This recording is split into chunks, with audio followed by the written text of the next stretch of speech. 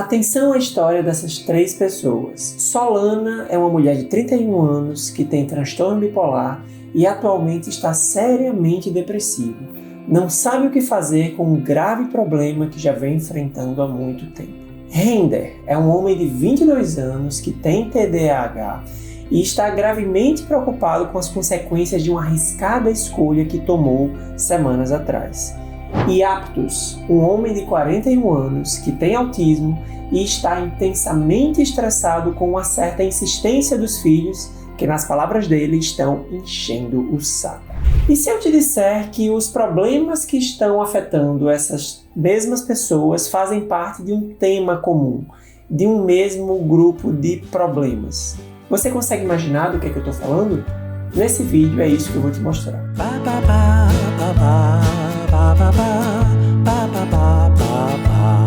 Olá, eu sou o Dr. Thiago Bezerril, médico psiquiatra, e aqui eu te ajudo a entender melhor sobre psiquiatria e saúde mental, com foco em neurodivergência. Então, uma questão muito importante, que é uma mensagem que eu quero deixar nesse vídeo, é que as decisões que tomamos ao longo da vida, sejam as decisões corriqueiras ou decisões muito importantes, são muito influenciadas pelo nosso estado emocional, o nosso estado de saúde mental. De alguma forma, podemos dizer que os transtornos psiquiátricos que podem nos afetar interferem no funcionamento mental, o que, por sua vez, torna a regulação emocional e comportamental mais difícil e que, por fim, vai resultar em decisões de consequências ruins. Veja só como isso acontece na prática. Vamos para a primeira história aqui, a história de Solana. Então, Solana é uma mulher de 31 anos que já tem um diagnóstico de transtorno bipolar. Ela é médica e esse diagnóstico ele só veio recentemente, porque até então, durante alguns anos, ela era tratada apenas para um transtorno de humor depressivo. Isso é algo muito comum, eu já falei aqui de vídeos que fiz sobre transtorno bipolar, como o transtorno bipolar, especialmente o tipo 2, ele pode ser confundido com um transtorno de humor comum, um transtorno unipolar. E muitas vezes, para chegar nesse diagnóstico, isso só é possível depois de alguns anos de acompanhamento, quando o indivíduo faz a chamada fase maníaca ou hipomaníaca, que é uma fase em que o indivíduo fica com o humor exaltado, mais acelerado. E essa é a questão de Solana. Nas fases que ela vem apresentando de mania e hipomania, vem acontecendo, entre uma série de problemas, um grave descontrole financeiro. Na última crise que ela teve, na última fase de mania que ela teve, ela comprou um veículo de preço muito expressivo, além do que a renda dela deveria comportar. Comprou terrenos achando que estaria investindo, fazendo um grande investimento, estourou seus cartões de crédito, comprou muitos presentes para pessoas que ela considerava importantes e também gastou dinheiro com viagens. Nesse sentido, não só dessa última crise, mas de outras épocas da vida dela em fase de mania, isso já vem repercutindo gravemente na saúde financeira de Solana. Ao longo do tempo, ela foi contraindo empréstimos para fazer frente a esses gastos. E isso incluiu não só empréstimos em instituições financeiras tradicionais e bancos, mas também a familiares e amigos. Vocês estão percebendo que eu já estou respondendo lá a pergunta do início do vídeo. Qual é o tema em comum entre essas três histórias? E é o tema da vida financeira. Analise só. Então vamos tentar entender aqui então a dinâmica, em resumo, o problema de Solana. A questão é que a fase maníaca do transtorno bipolar, talvez se a gente for resumir em uma palavra ou em uma expressão, é a perda do freio. O indivíduo na fase maníaca, ele fica sem freio por uma série de coisas, nos pensamentos, nos comportamentos, nas emoções. E aí o estado de maior energia, o estado até de humor eufórico que pode acontecer nessa fase, junto com o aumento de impulsividade, fatalmente deságua num maior descontrole financeiro. E isso tem consequências terríveis para a vida do indivíduo, inclusive pode ser gatilho em fases depressivas que vêm logo depois, para realmente alimentar um desejo de suicídio, um sentimento de encurralamento, de você não saber o que fazer com tanta dívida, com o descontrole financeiro e toda a vergonha que vem junto com isso. E aí o que fazer no caso Solana? Um pequeno resumo. Primeiro, realizar o tratamento correto do transtorno bipolar. O transtorno bipolar tem tratamento, incluindo o tratamento medicamentoso é essencial nesse transtorno. É importante que ela possa seguir adequadamente um plano medicamentoso, investir em estilos de vida e reconhecer os pequenos sinais de hipomania. Esse é um aspecto da psicoeducação, do indivíduo com transtorno bipolar, quando ele vai entendendo o que é o transtorno bipolar, como é que isso repercute nele, dele perceber os pequenos sinais de hipomania, porque a hipomania ela é muito traiçoeira, ela é muito sedutora. Quando ela chega, parece que é algo bom, o indivíduo com mais energia, mais disposto, dormindo menos, não ficando cansado, com muitas ideias, com muitos planos, e quando ele compara com a fase depressiva que ele teve, é algo que parece muito bom,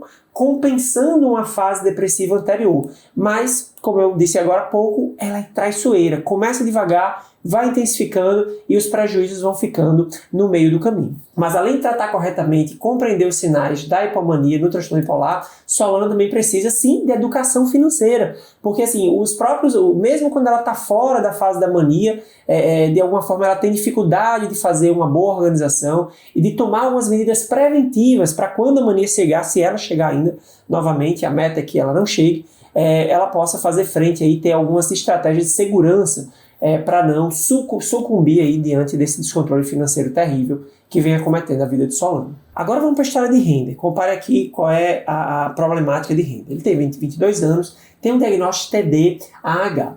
Render, ele atua atualmente, assim, o trabalho, fonte de renda dele é através de uma loja que ele tem de vendas online, ele tem um perfil no Instagram bastante movimentado, vende alguns produtos, mas atualmente ele mora com os pais. Render tem um TDAH que chamamos de apresentação combinada.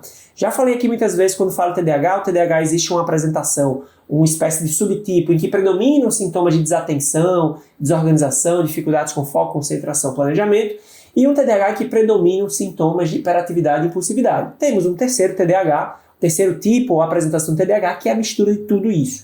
É o caso de Render, chamada apresentação combinada. E a impulsividade que ele tem como característica do TDAH é uma marca da vida dele e traz muitos problemas. E veja que esse indivíduo impulsivo, ele certa vez, manuseando o Instagram, ele viu uma propaganda, um anúncio de um indivíduo que se dizia analista no mercado de criptomoedas, indicando ali algumas moedas que ele dizia que eram explosivas, que iam multiplicar seu patrimônio em 50, em 100 vezes e poderia lhe tornar rico. A partir disso, o Render fez um hiperfoco no assunto. De certa forma, ele não conhecia o mercado de criptomoedas, ele tinha ouvido falar sobre o principal representante desse mercado, que é o Bitcoin, mas ele nunca tinha se aprofundado no assunto. E a partir daí ele fez um hiperfoco, uma característica que acontece no TDAH, um interesse intenso num determinado tema, e ele, nesse estudo muito superficial, diga de passagem, mas com muita intensidade que ele fez no mercado, ele se encantou para as chamadas meme coins. Meme coins é o termo que se dá dentro do mercado de criptomoedas aos ativos digitais que não têm nenhum tipo de valor intrínseco e que existem apenas realmente para, de alguma forma, para tirar uma onda, né, no mercado, né? Enfim, esse mercado, o mercado financeiro de uma forma geral, quando a gente vai olhar, ele tem toda uma complexidade e a inteligência emocional, os aspectos emocionais costumam atuar como a principal variável entre as pessoas que se dão bem nesse mercado e as pessoas que se dão mal. As criptomoedas, os criptoativos fazem parte do mercado financeiro. Você consegue comprar ativos digitais em corretoras, né, empresas especializadas, atualmente até em bancos, e existem todo um conjunto de princípios que regem esse mercado, como também regem outros ativos de mercado financeiro, como ações de empresa, etc. O fato é que nas criptomoedas é um mercado, as criptomoedas consistem em um mercado ainda muito imaturo, ainda emergente, muito promissor, diga-se de passagem. Se você consegue realmente assim, fazer uma boa análise, fazer um investimento planejado, adequado, você pode realmente ter um ganho muito expressivo no longo prazo, mas existem muitas armadilhas pela própria maturidade do mercado. No caso, esses são as meme coins. Então, o indivíduo, ele cria uma espécie de código de programação, desenvolve uma coisa que ele chama de moeda, e essa moeda vai ter o símbolo de um cachorro, de um gato, de um sapo, de uma coisa qualquer, e aí ele joga no mercado e as pessoas compram e vendem, e a depender da atenção que as pessoas dão para esse ativo pode subir muito de preço, né? Só que lá em cima, quando o preço está bastante elevado, um pequeno grupo de pessoas vende essas moedas, apura o seu dinheiro, apura seu lucro, e uma grande maioria sai no prejuízo. Esse é um mecanismo muito comum que acontece quando a gente está falando de meme coins. O problema de Render é que dentro do hiperfoco dele, dentro da impulsividade, a dificuldade de planejamento e tomada de decisão, ele usou todo o dinheiro que ele tinha, né, assim, achando que ia ficar realmente rico, que era a oportunidade do século, ele usou todo o dinheiro para comprar algumas meme coins. Ele realmente achava que seria fácil ganhar dinheiro nesse mercado. Só que há algumas semanas as condições do mercado pioraram significativamente. Essa é uma história real e bem recente, né? Eu estou aqui gravando esse vídeo no final do mês de abril de 2024. Nós vivenciamos aí um período de curto prazo nas últimas semanas de uma queda vertiginosa na cotação dos ativos das criptomoedas por algumas questões de conjuntura macroeconômica, né, os conflitos que estão acontecendo no Oriente Médio, e aí Render viu as suas moedas, as suas meme coins derreterem numa velocidade impressionante. Houve uma desvalorização de 50% em pouco mais de uma semana. E o dinheiro que ele tinha usado para comprar as meme coins, inclusive, era um dinheiro que estava empenhado ali na empresa dele, no fluxo de caixa, e ele praticamente viu seu negócio quebrar diante dessa postura que ele tomou. Então vamos entender aqui em perspectiva o problema de Render. De alguma forma esse comportamento ele se deve, como é muito comum no TDAH, à chamada falta de controle inibitório. O controle inibitório é um aspecto fundamental das nossas funções executivas, de como o nosso cérebro toma decisões, organiza as coisas, e como o próprio nome diz, é o controle de inibir determinados comportamentos, determinados estímulos dentro do nosso cérebro. Então pessoas com TDAH têm uma falha bem específica nisso e podem subestimar os riscos das decisões. Quando a gente toma uma decisão, a gente precisa entender, né, todos os aspectos, as consequências da nossa decisão. A decisão bem tomada é aquela em que eu tenho a consciência das perdas e ganhos de uma decisão. E Render tinha muita dificuldade para isso, né? Apesar dele ter um grande talento, como se diz, de fazer dinheiro, um cara talentoso para empreender, né? Ele tinha uma boa habilidade social, mas ele, ao mesmo tempo que ele ganhava dinheiro rapidamente dentro do seu negócio, de outras questões, ele também perdia muito fácil dinheiro. Ele realmente tinha decisões muito impulsivas e isso era uma grande barreira, vem sendo uma grande barreira para o próprio desenvolvimento pessoal e profissional de Render. E aí o que é que ele precisa fazer? Ponto fundamental, tomar consciência da sua fragilidade para decisões que envolvem risco. Então o indivíduo com TDAH impulsivo, né, se ele compreende com clareza que ele tem realmente uma deficiência no controle inibitório, né, nessa tomada de decisão, ele precisa se precaver, precisa se prevenir, precisa se planejar para não cair em ciladas, em armadilhas, né? E claro, o segundo ponto do que fazer, que Render deve fazer, é tratar corretamente esse TDAH. TDAH tem tratamento não medicamentoso, que é para a vida toda, que é justamente esse entendimento, essa psicoeducação, de você investir num estilo de vida, né, adequado, saudável, trabalhar com a rotina estruturada, né, conseguir adquirir habilidade de planejamento, de organização, de controle de impulsos, né? Mas isso também pode envolver o uso de medicamentos, que em muitos casos pode ser muito útil, e esse pode ser o caso de Render. E vamos agora para o terceiro caso, que é o de Aptos. Aptos tem 45 anos, tem diagnóstico de transtorno do espectro do autismo e é servidor público federal. Situação de vida dele pessoal, ele é divorciado, foi casado durante alguns anos, mas tem 2 filhos desse relacionamento, sendo que atualmente ele mora sozinho, os filhos já não moram com ele. Uma característica de Aptos que chama atenção é que desde muito jovem ele foi muito preocupado com o orçamento, com as questões financeiras e um medo intenso de escassez, né? De que realmente assim ele não conseguisse ter uma boa gestão do orçamento, que em algum momento ele acabasse muito pobre, que passasse por necessidades. Essa questão do medo de escassez é algo que é comum a algumas pessoas, não é específico ou peculiar do autismo, não, mas no caso dele, pela presença do transtorno do espectro do autismo, características peculiares do autismo como a rigidez, a inflexibilidade cognitiva, tornavam essa crença, essa visão de mundo ainda mais problemática.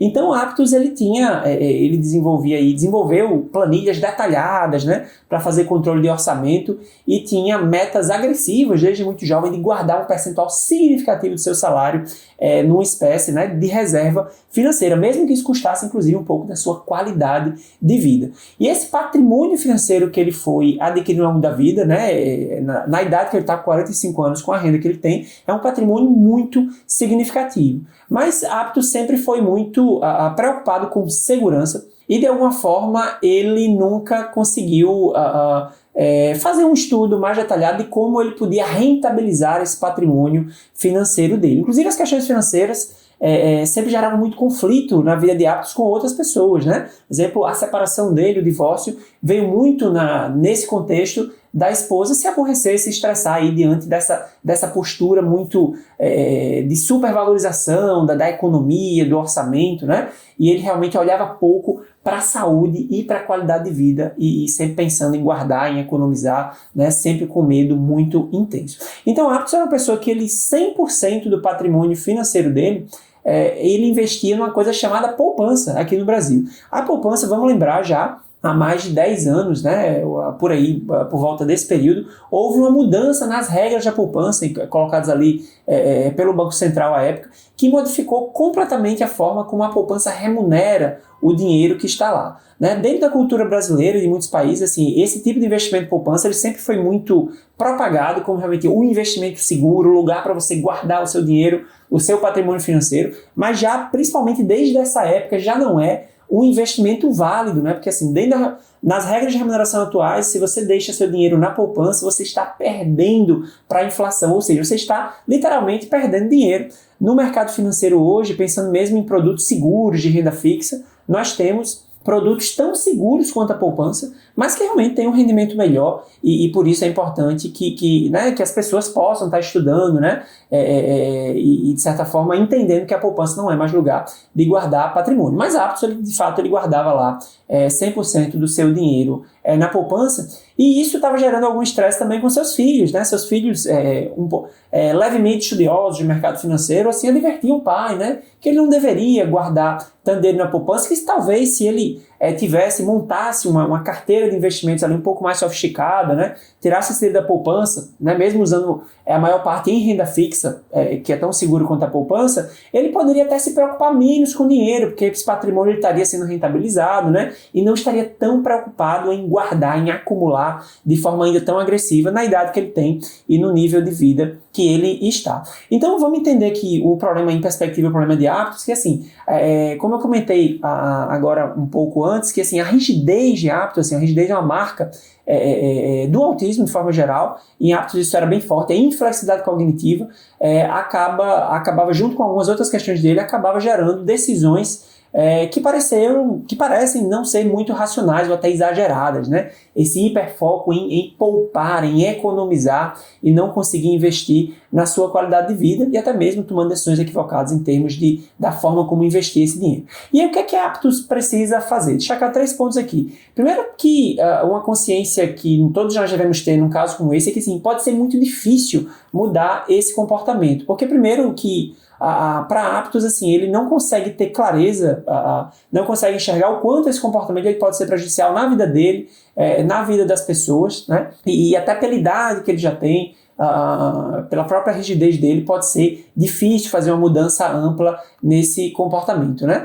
Mas ele precisaria refletir de alguma forma sobre os objetivos financeiros de curto e longo prazo.